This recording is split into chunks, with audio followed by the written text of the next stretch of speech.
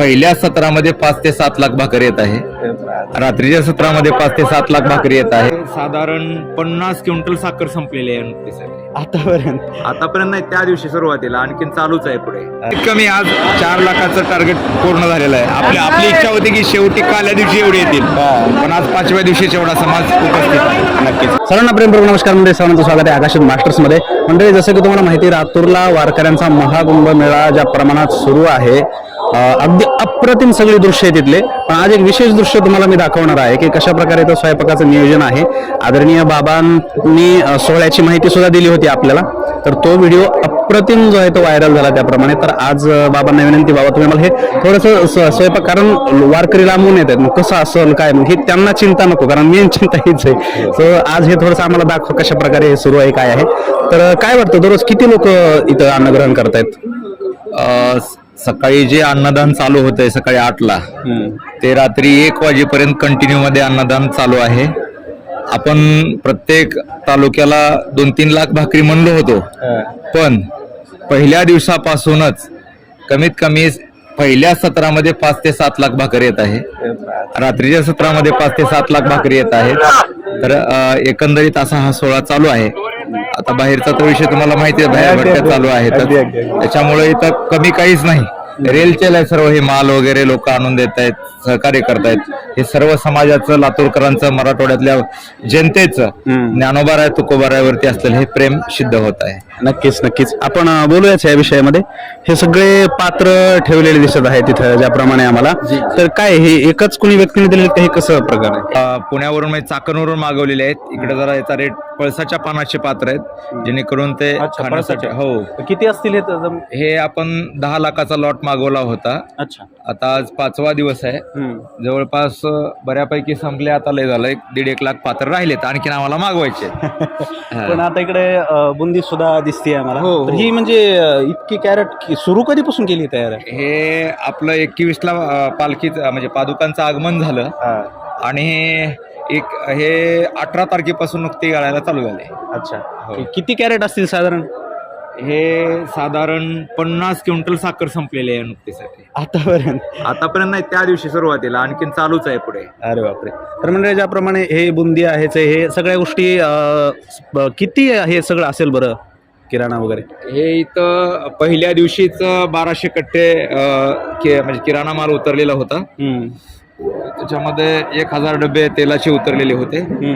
असा बराचसा किराणा आहे, येत आहे आणखीन. थोडं आपण बाहेर येऊया. तर मला मेन गोष्ट ही विचारायची होतं, एवढे स्वयंपाक म्हणल्यावर आचारी वगैरेचं मग कसं नियोजन? आचारी लोकांची 100 लोकांची टीम आहे, आणि त्यांच्या हाताखाली 200 लोक आहेत. 100 जणांची टीम आहे? हो. अरे वा.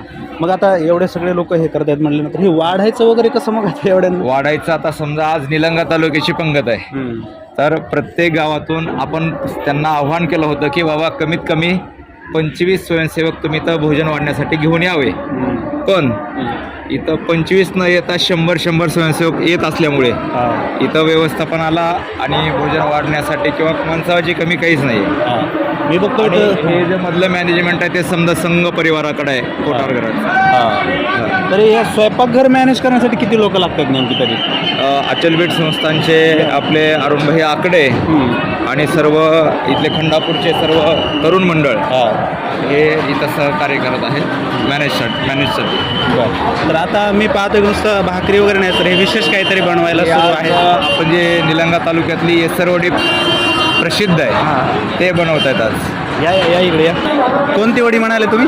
येसरवडी. अच्छा, म्हणजे वारकऱ्यांना कमी काही नाही, जे इकडलं फेमस आहे ते सुद्धा सगळं? ते सुद्धा आहे, ते सुद्धा.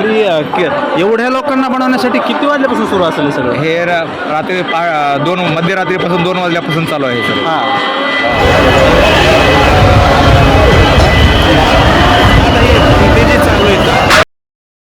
हे लॉट मध्ये चालू आहे की जे येईल ते आपलं सुरू? लॉट बीट नाही, कंटिन्यू तिथली पंगत हटत नाहीये, माणूसच हटत नाही. सर्व मंडप कमी पडतंय, दुसरा मंडप मारायला चालू आहे.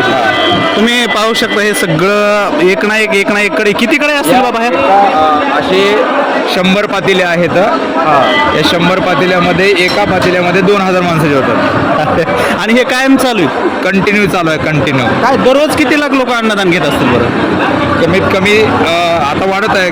कालपासून संख्या वाढली. आज तर धर्ममंडपात तेवढेच, भोजन मंडपात तेवढेच, दर्शन मंडपात तेवढेच, कृषी प्रदर्शनाला तेवढेच, इकडे किचनकडे तेवढेच आणि मोकळे फिरणार तेवढेच.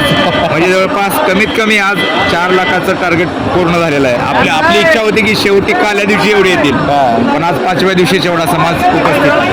नक्कीच. तर म्हणजे ज्याप्रमाणे तुम्ही पाहताय तिकडे पाहू शकता तुम्ही JCB-नं ते पातेले वगैरे सगळे उचलल्या जातात सगळ्या गोष्टी. तर बाबा आता हे त्याला 4 क्लिप म्हणतात त्याला. 4 क्लिप हे पातेली उचलण्याच्या कामाचं आहे ते.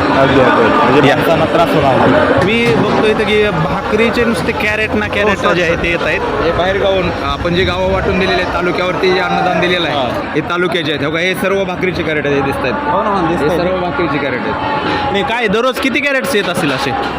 कॅरेटला सांगता येत नाही, पण सकाळच्या सत्रामध्ये कमीत कमी 5 ते 7 लाख भाकरी आणि रात्री 5 ते 7 लाख भाकरी येतात. कमी काहीच नाही.